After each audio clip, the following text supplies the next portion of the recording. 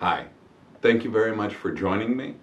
In this video, we're going to start to unpack the PPP forgiveness application along with its accompanying interim final rulings. There is a lot to get through. One of the common items that you're going to see is we do this first kind of talking about some of the answers that we got from that application and some of the areas that we got clarification is we will be able to delay applying for the forgiveness in order to take advantage of the safe harbor exemption for employees. So while we will talk about a lot of the documents I want you to be including and making sure that you're monitoring, remember June 30th is ultimately when we're going to have to get very active about putting this together. So in today's video, we're going to have a brief overview.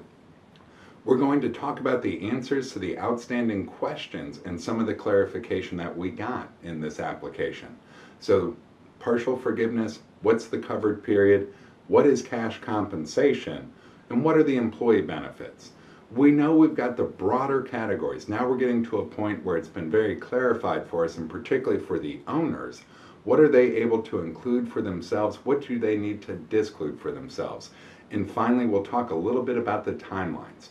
With these timelines, ultimately what I want to make sure everybody is aware of is we don't need to rush to the door. We are going to be able to take our time, make sure that we open our practices methodically, and make sure that we prepare our application methodically. So the first thing that I want to make sure we have confirmed for everybody, there was an interim final ruling that said 75% of loan proceeds had to go to payroll costs. That was inconsistent with all of the other writings and interim final rulings that we have seen. In the loan application or in the forgiveness application, we see that we are going to be able to be forgiven for a partial amount of our loan. You do not need to challenge yourself to spend the entire amount of the loan, fearing that you'd risk forgiveness. If your forgivable amount and your loan amount end up being the same, that's wonderful. We have three areas of potential forgiveness. That modified total, that's the amount that you actually are just applying for. The PPP loan amount, basically you cannot be forgiven for more dollars than what the loan actually was, or payroll cost 75% requirement. So if we have some of those overhead costs above 25%, that's where you'd have to meter that down to ensure you hit the 75% rule. But you do not need to have the entire amount spent, nor do you need to feel a rush to spend the dollars, i.e. you don't need to bring your employees back immediately. And I'll talk about that in the payroll costs here as well. One of the items that the loan application introduced for us, though, was an alternative payroll covered period. So the covered period, as we understood it, was when you get the date of the proceeds plus 56 days, or 8 weeks. In the actual application for forgiveness, there's a new term that we see, alternative payroll cost covered period. So if you have a biweekly or more frequently payroll, you can start the 56 days for your payroll cost calculation based off of the start of your next payroll. So you can see another snapshot there from the application itself, ask about its payroll schedule. If you are on the side of biweekly or less, then you've got an alternative covered period. If you're on the side of twice a month or more, then we don't have the option to go to that alternative payroll covered period. As you can see though, you still need to maintain both the covered period and the alternative payroll covered period. That alternative only applies to the payroll cost, not to overhead costs. So now another area that we've talked about in terms of planning, but we haven't yet really unpacked in terms of do we know we can do it. So on the cash compensation side of things, some, in order to be able to hit that 75%, said, am I going to be able to pay people to stay at home? The answer is yes. If a borrower pays furloughed employees their salary, wages, or commissions during the covered period, those payments are eligible for forgiveness. So in the past where we've really tried to make sure you're not doing the ghost employment thing or paying people to not work, if we need to do that to achieve our 75% or to achieve our full-time equivalency test, we're going to be allowed to do that. Final, or kind of the next piece too, If our practice isn't open and if we don't have a need to bring people back, do we need to start paying them so that we can hit that full 75% payroll cost versus do we give them a bonus or do we do something in the retirement benefit side of things? The answer is yes to the bonus.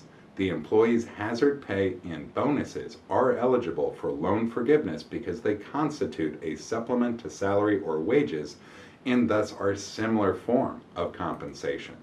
So we've got some ability as we get deeper into how we plan on bringing staff back. We've got a couple arrows in our quiver to right size it so that we're not rushing to the gate to bring everybody back if we're not allowed to be seeing patients right now. One of the other areas that we talk about in terms of a strategy that we got clarified was for retirement benefits. What can we do for owners versus what do we do for staff? We had an interim final ruling for sole props on the Schedule C side of things that just defined the payroll cost to that $100,000 cap. It did not allow for the owner to fund up any portion of their profit sharing, or in the case of a defined benefit plan, their benefits for the year, but it allowed them to include employees. And the way those taxes work, the way that you file taxes for a sole prop, we knew that there'd be some issue with S Corps and C Corps. Well, good news is, for an owner of an S Corp, owner employees, S Corps and C Corps, it is cash compensation plus benefits. So owner employees are capped by the amount of their 2019 employee cash compensation and employer retirement and healthcare contributions made on their behalf. So it will be allowable for the owner of an S Corp. I also have some practices, and I know a lot of my law firms are general partners. Unfortunately, there we're capped at cash compensation again. General partners are capped by the amount of their 2019 net earnings from self-employment multiplied by 0.9235. So ultimately what that's taking into consideration is self-employment taxes. Another area that we got an answer for is on the full-time equivalency test. That is 40 hours.